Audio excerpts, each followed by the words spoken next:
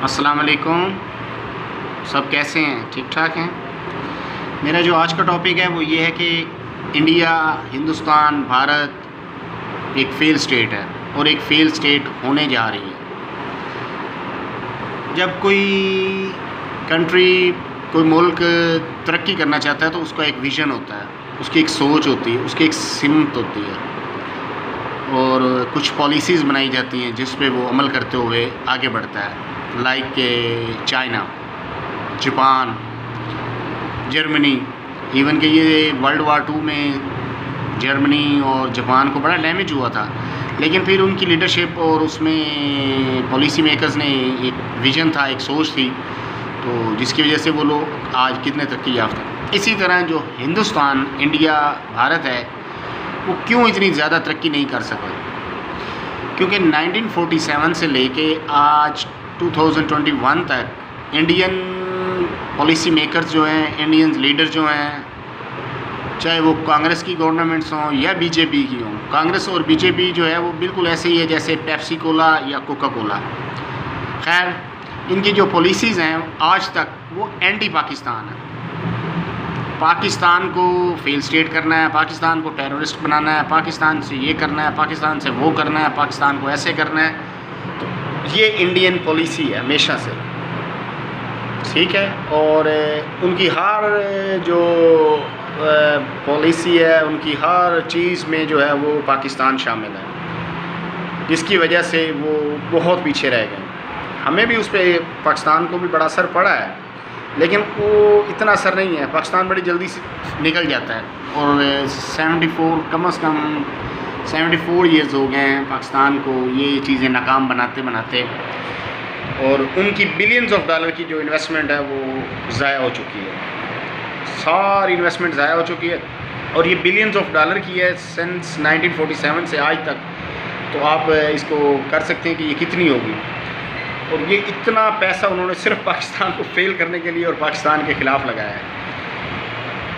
आज जो उनका सिक्योरिटी एडवाइज़र है उसके इंटरव्यू सुन लें, वो कहेगा कि मैं एक मिशंस पे था, मैं पाकिस्तान गया हुआ था, 71 में हमने बांग्लादेश बना दिया था, 65 में 7 साल हुए उन्होंने पाकिस्तान पे अटैक कर दिया था।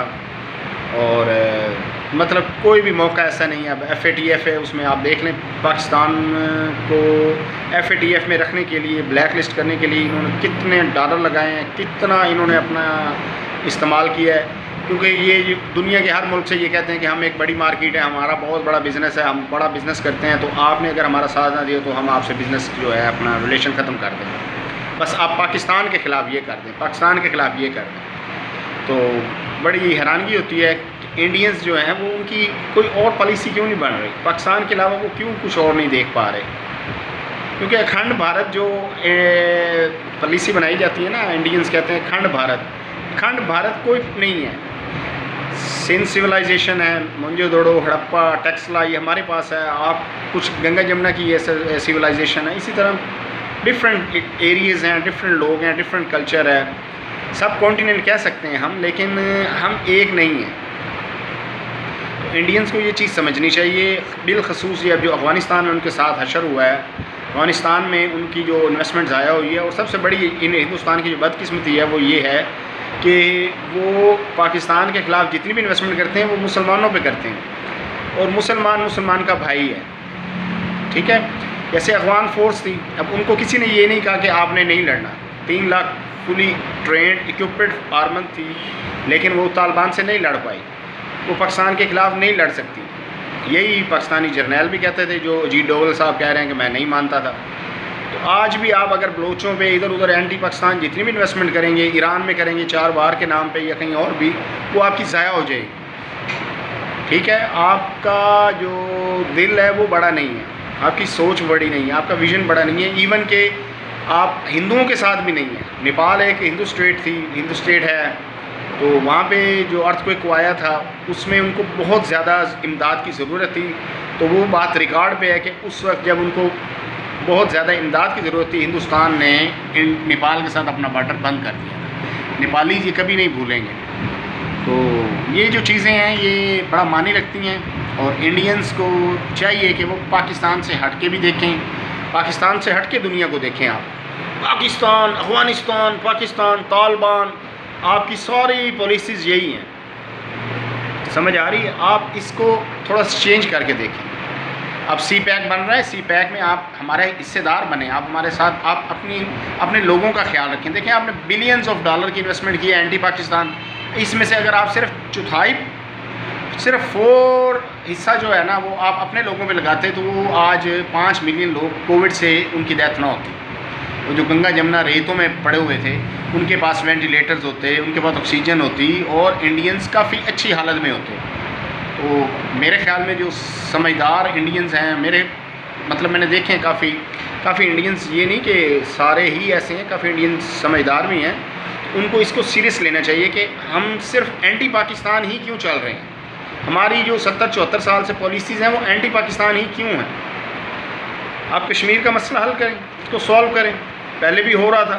आप आर्मी, पाकिस्तान आर्मी पे ब्लेम करते हैं। मुशर्रफ साहब आगरा में थे तो एंड टाइम पे LK अडवाणी को किसने कहा, जो थे अटल बिहारी वाजपेयी साहब, उन्होंने क्यों इनकार कर दिया था। उस वक्त इंडियन आर्मी RSS का जो असर था वो शामिल हो गया था।